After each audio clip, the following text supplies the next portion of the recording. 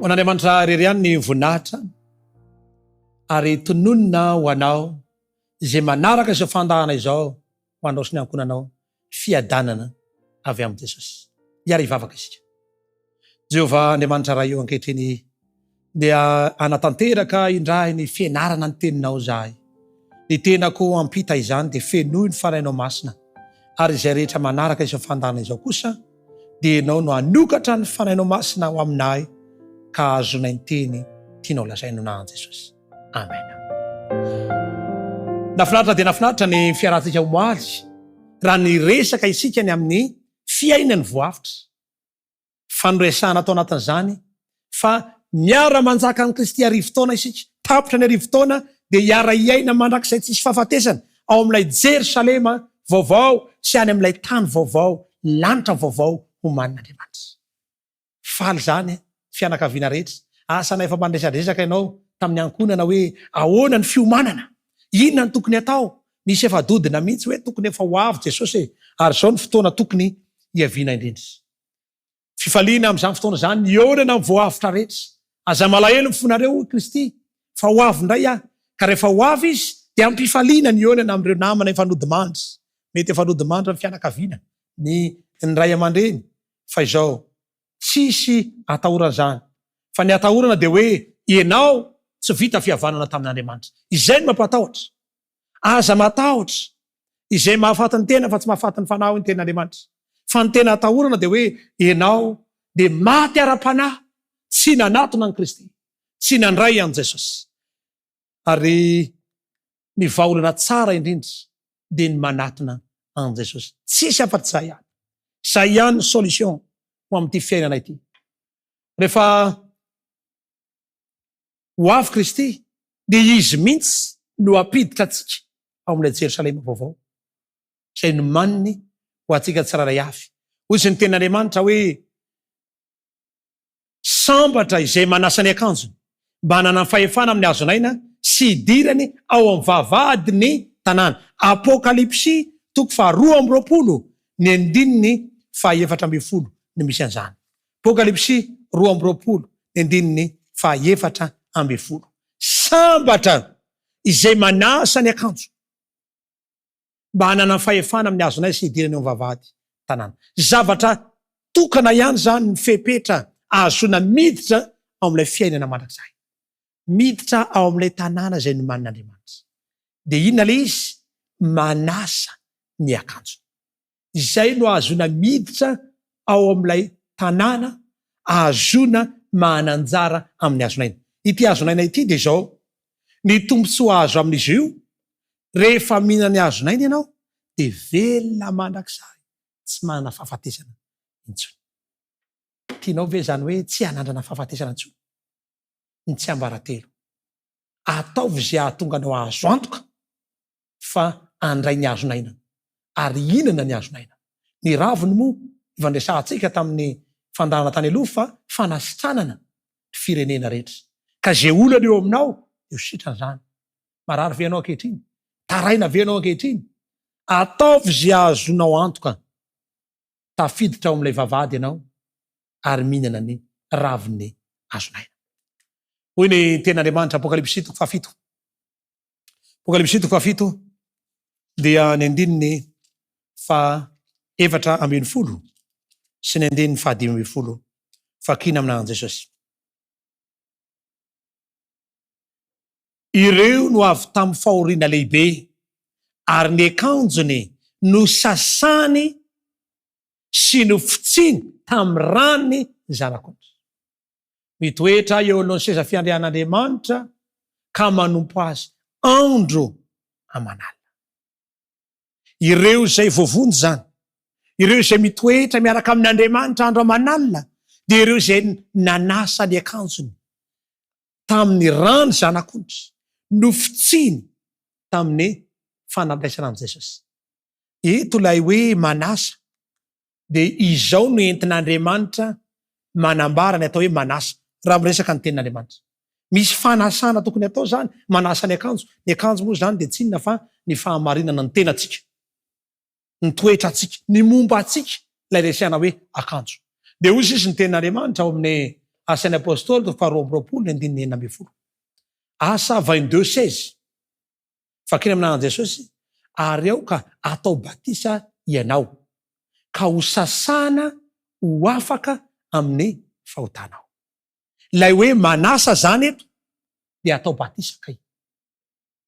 Ka ny fomba ahatonga antsika ao amin'ilay fiainana mandrakizay dia tsy misy afa-tsy ny hoe manasa ny akanjo, ka ny anasana azy dia amin'ny alalan'ny ranon batisa. Atao batisa.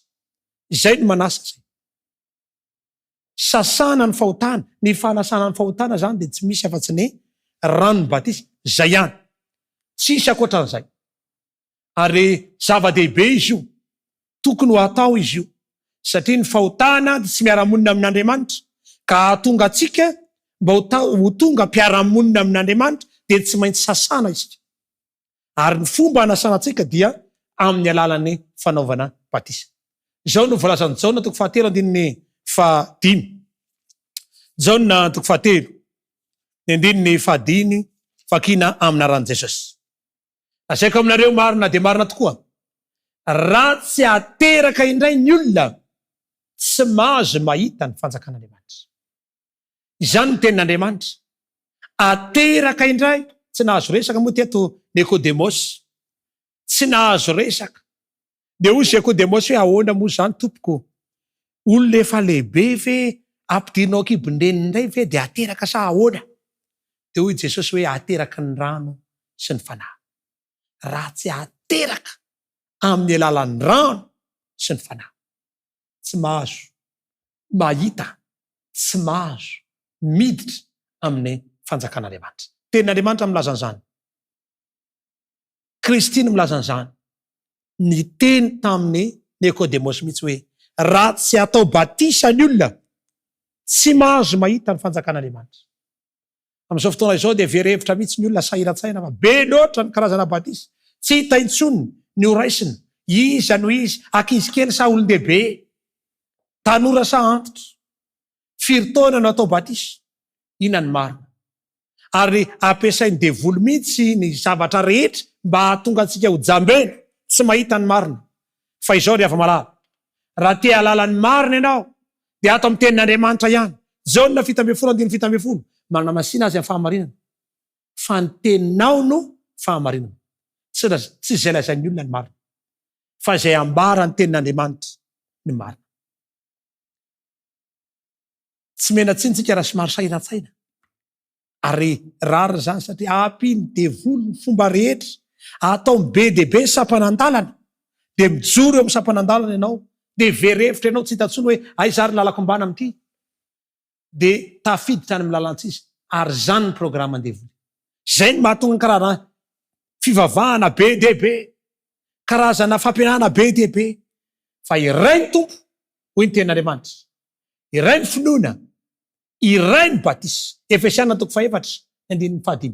Efesiana 4:4-5. Tsy misy karazana batisa be dehibe, tsy misy karazana Andriamanitra be dehibe, tsy misy karazana finoana be dehibe. Indraindray tsika dia tena hoe samana finoana io. Tsisy an'izany. Finoana ray ihany. Samana ny Andriamanitra io, ray ihany ny Andriamanitra. Noho izany dia tokony ho ray koa ny batisa, fa tsy karazany maro. Dia andao jerentsika hoe karazany ohatry ny ahoana ary, andao tsy andany andro hijeriny ny olona tsika, fa andao ny an'Andriamanitra no jerena. Ahoana ny natao an' Jesosy, dia izay no andao arahana. Satria ny atao hoe kristianina dia manara-dia an' Jesosy. Ka raha kristianina ianao, izay nataon'i Kristy atao. Raha diso nataon'i Kristy dia afaka miady-hevitra ianao hoe Kristy ao, le nataonao ane ny nataonay e, ahoana ny diso indray le izy. Fa rehefa atao batisa Kristy, dia izao ny zavatra nitranga. Amin'ny Matio 7:3-10 afaka mamaky an'izany tsika, manaraka izany any tokantrano. Nanatona ny Jaona izy mba atao batisa, dia tonga teo amin'ny Jaona, dia hoy Jaona hoe asafaty, ianao indray ve ny manatona ahy? Zany tokony atao batisa dia ianao indray ve ny manao ahako? Dia hoy Kristy manao hoe ataovy ihany ankehitriny, fa izao ny mahatanteraka ny fahamarinana rehetra. Efa azon'i Kristy sary an-tsaina, efa fantany fa isy fahasairaina-tsaina, isy problema sy olana maro samihafa ity batisy ity aneriana dia nanapa-kevitra Kristy fa tsy maintsy atao, fa izao ny fahamarinana momba ny batisy. Ka na de misy karazany maro zany, de ny atao hoe kristianina de manaraka ny ohatra izay nataony Kristy. De natao batisa izy. Ary rehefa natao batisa izy, izao ny zavatra nitranga.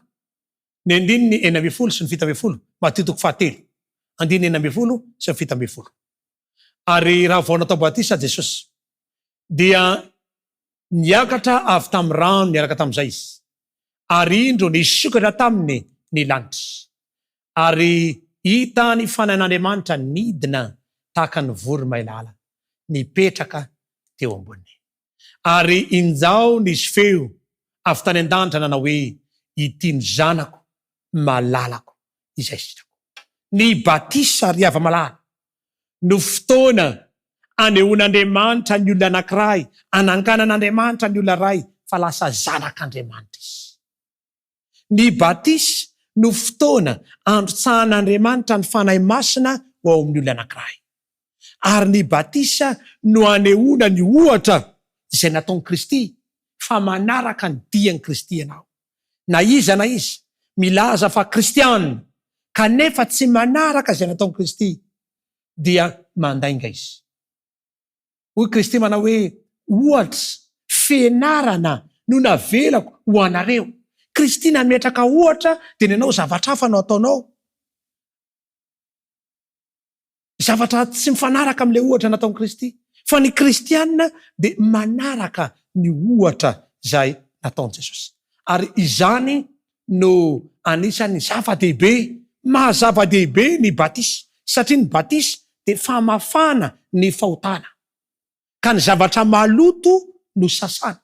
Ny olona izay nahatsapatena fa nanota tamin'Andriamanitra izy, naloto izy, dia manatona mba ho atao batisa ho diovina. Izay zany ny asany ny batisa. Fanadiovana, dia izay vita batisa dia mandray ny fanomezana dia fanahy masina. Ndray andro raha miresaka an'izany tsika ao amin'ny asan'ny apôstôly, asan'ny apôstôly 7:10, dia nisy adevitra anankiray ao, satria nisy olona vita batisa. Rehefa natao batisa ireto olona reto, dia mba nandeha teny dia tafahoatra tamin'ny apôstôly Paoly sy ny namany. Izao ny voalazan'ny ten'Andriamanitra. Asan'ny apôstôly 7:10 ny andininy 1 sy ny manaraka. Ary raha mbola tany Korinto Apôlôsy, dia nitety ny faritra ambony Paoly ka tonga tany Efesosy. Dia nahita mpianatra sasany tao izy, ka niteny tamin'ireo hoe, efa niraisinareo fa ny fanahy masina fonianareo voanino.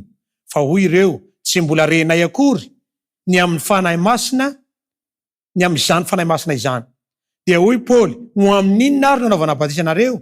Dia hoy izy ireo hoe, tamin'ny batisany Jaona.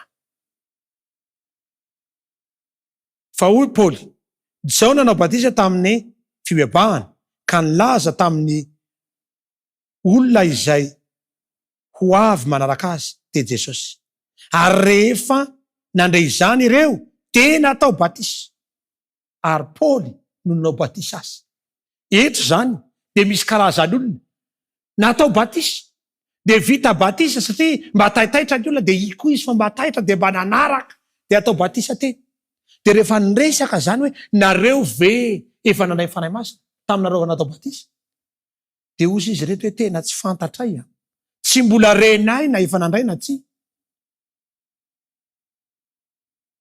Batisa nataony Jaona izy reto.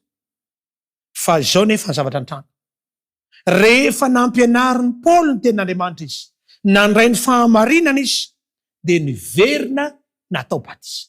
Andriamanitra dia misy olona koa miteny manao hoe, tsy azo atao tsony manao batisa fandrony, tsy mety zany. Teto nefa ny apôstôly Paoly nanao batisa azy. Jaona nanao batisa azy tamin'ny voalohany, fa saingy izao tahaka an'ireny hoe nasitrika anaty rano fotsiny, tsy nandray ny fanahy masina, tsisy niova amin'ny fiainany. Fa rehefa nahita ny apôstôly Paoly izy, de nametrahana tanana ny vavahana na ampianarana ny tenin'Andriamanitra resy lahatra de natao batisa indray ary nandray ny fanahy masina.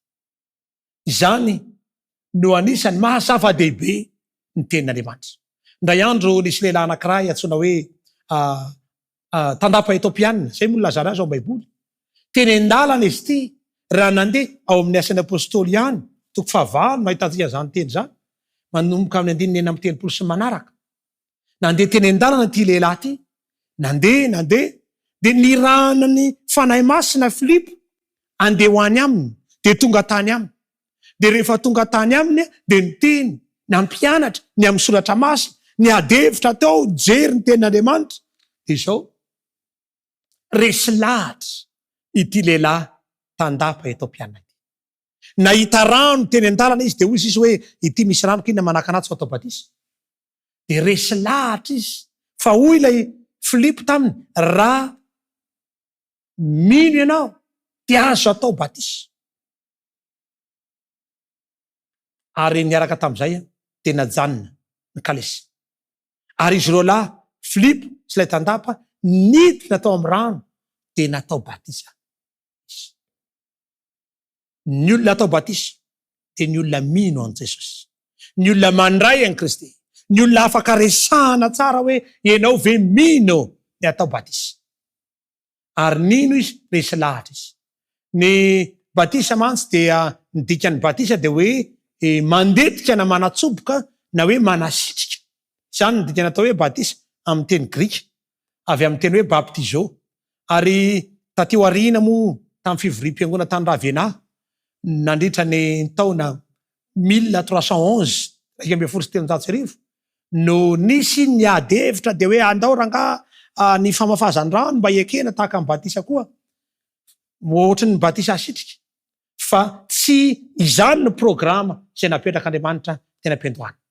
Noho izany raha iza na iza atao batisa an Kristy de mitafy an Kristy hoy ny tenin'Andriamanitra. Rehefa atao batisa ny olona ray de lasa mitafy an Kristy izy. Ka nampanoty ianao, mpamono olona, mpangalatra, tena hoe nailitry ny olona teo amin'ny fiarahamonina rehefa mandray an Jesosy de afaka ny ho atao batisa ary miverina olom-baovao. Raha misy ao amin'ny Kristy de olom-baovao izy. Efa lasa ny zavatra taloha indreo tonga vaovao ireo. Lasa olom-baovao amin'ny Kristy isika. Lasa miara-miaina amin'ny Kristy isika.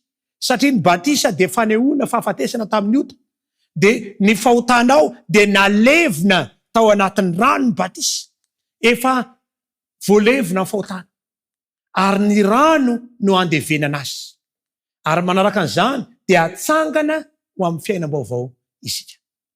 Tianao ve ny hana fiainam-baovao? Fiainam-baovao amin'ny Kristy. Tianao ve mba olom-baovao? Olom-baovao miaraka amin'ny Jesosy. Asa dino fa ny batisa no amerina anao mba olom-baovao indray. Tsangana olom-baovao. Ary ny batisa de tsy fiafaran'ny fiainana kristianina fa eo ny fanombohana. Aza mieritreritra hoe vita batisa de hipetrapetraka amin'izay. Fa eo ianao ny manomboka ny azakasaka amin'ny fanarahana an'Andriamanitra. Ary ny tombontsoa azo amin'ny batisa mba fantatsika ve? Ao amin'ny tenin'Andriamanitra de misy tombontsoa telo lehibe raisina avy amin'ny batisa. Ny voalohany, ny ota rehetra de voavela. Asan'ny apôstôly toko 2:7. Rehefa atao batisa ny olona iray, voavela ny fahotana. Tianao very ava-malala, mba ho voavela ny fahotanao. Voafafa ny fahotanao, voadio toy ny tsy nisy. Aoka ho atao batisa. Meteza ho atao batisa. Aza miavinavina. Aza miteny manao hoe zay tsy atao an'izany batisa zany. Raha teo voavela henoko ianao de tsy maintsy atao batisa. Tadiditsika ve lay tandapa nanaika atao batisa izy satria teo voavela henoko. Nisy tantara tao amin'ny Baiboly, misy manam-pahefana Sirianina, boka izy. De nisy mpanompo vavy ny kely anankiray ny teny manao hoe raha makany amin'ny Elisa mpaminany ianao any amin'ny Israely sitran'io. De lasa nandeha tany izy mianaka. De nandeha nitondra arena saribity satria mba teo sitrana. Boky izy de teo sitrana. De rehefa tonga tany de ny teny Elisa asy midina ao Jordana izy, mandro ao Jordana izy, midiny ny pito de sitrana, tezitra de tezitra mafy ity manamboninahitra ity, de ny teny manao hoe fa any aminay angaty tsy mba misy rano no hidina amin'io a, ny any aminay mety mbola tsaratsara noho io ny rano. De ozy izy ilay mpanompo vavikely, tompo raha mihoatra lavitra noho izany ve ny nangatahany taminao de tsy nataonao, ka zay miditra ao ve de zay no asitrana de tsy ataonao zany, de tsy lahatra ihany ny anao lahy de niditra tao anaty rano, sitrana soamantsara. Raha teo sitrana ianao de midira ao anatin'ny rano, fa izany no vahaolana. Ny fahotana hatrany atampon-doka hatrany baladi de efa feno fahotana isika zanak'olombelona. Ny batisa no manala an'izany rehetra izany. Ny faharoa, tombontsoa faharoa azo avy amin'ny batisa de zao: mandray ny fanahy masina. Asan'ny apôstôly toko faharoa andiny valo amby telopolo, sivy amby telopolo. Marka toko voalohany andiny fahafolo, mandray ny fanahy masina. Tsisy vahaolana. Hitantsika teto amin'ny asan'ny apôstôly toko fahafolo, lay tantaran'lay toko fahasivy amby folo azafady, ny tantaran'lay mpianatry Jaune vita batisa kanefa tsy nandray fanahy masina, de naverina natao batisa ndray izy ireo, de avy eo nirotsaka tamin'ny fanahy masina. Mety hoe natao batisa izy fa tsy mibebaka akory, fiainany tsy niova akory, fa ankehitriny mibeba ary ao ka atao batisa ianareo de andray famesana de fanahy masina. Tsy misaraka ny fibebahana sy ny batisa. Tsy azo atao batisa ny olona tsy mibebaka, ary ny olona mibebaka de tokony atao batisa. Tsy misy an'izany hoe mibebaka fotsiny de mijanona eo, fa ny batisa no mariky ny fibebahana. Aoka ho atao batisa ianao.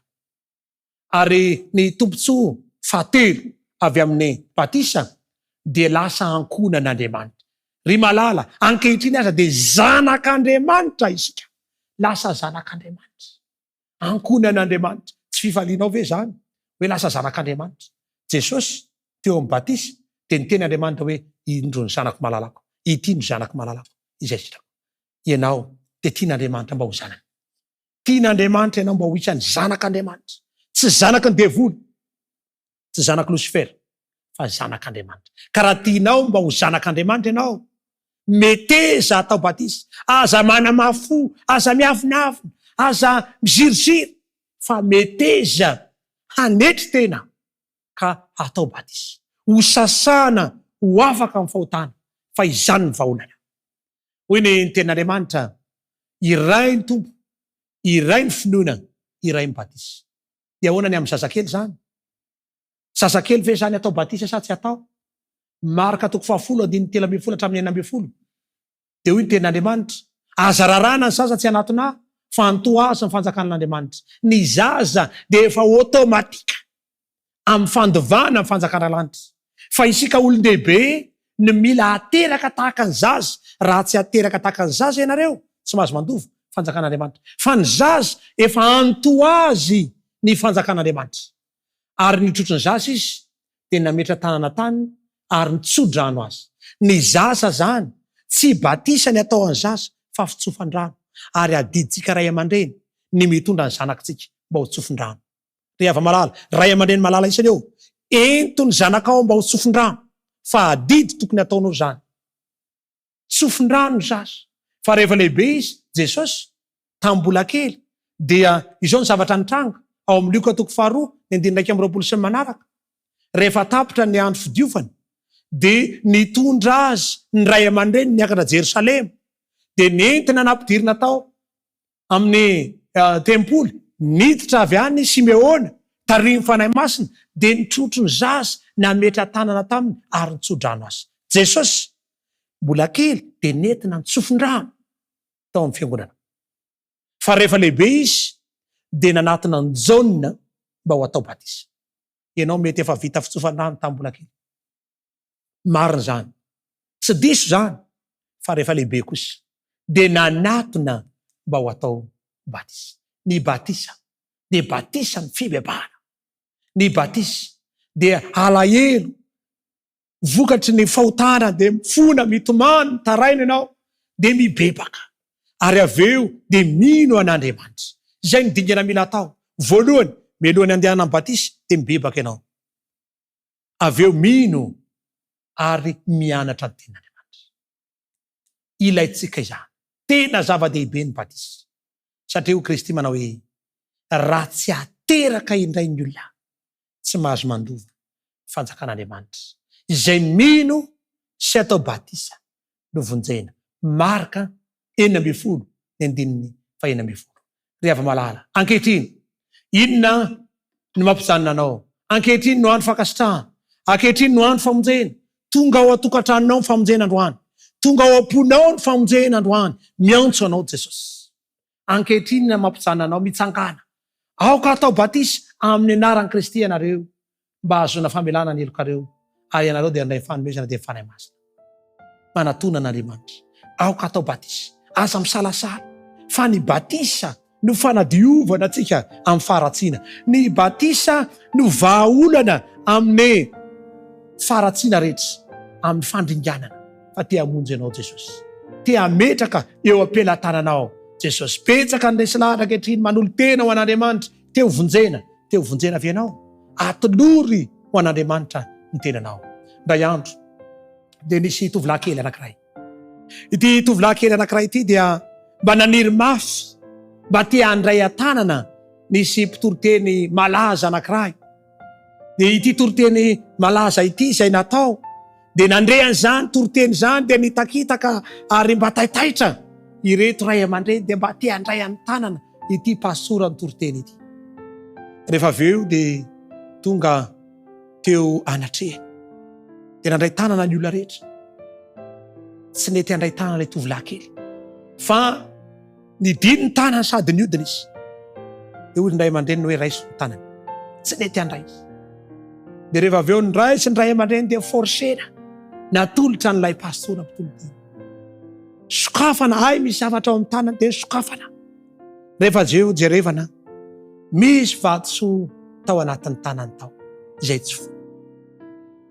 Izay nahatonga azy tsy nety anaty sotra ny tanany, na dia naniry azy misy zavatra ny piazany. Rehava malala, mety misy zavatra ve mbola tavizononao, amikiranao, tsy ahatonga anao anaty sotra ny tananao amin'i Jesosy. Avelao zany rehetra zany, fa atolory ny tananao, atolory amin'i Jesosy ny fonao amin'ity androany ity. Meteza anolotra amin'ny fiainanao amin'i Jesosy, ary meteza ho atao batisa. Ivavaka isika. Tompon'Andriamanitra ankehitriny, anolotra amin'ny fiainanay ho anao zahay. Ka ny zavatra rehetra izay mbola fikirinay eo amin'ny fiainanay dia ampio Jesosy eo, mba ho avotsitra izany, ka anolotra ny tenanay ho anao izahay. Taio zahay, mombanay izay manaraka izay fandahana izao, dia taio amin'ny fomba manokana mba hanolotra ny fiainana ho anao. Sotra Tompo. Amen.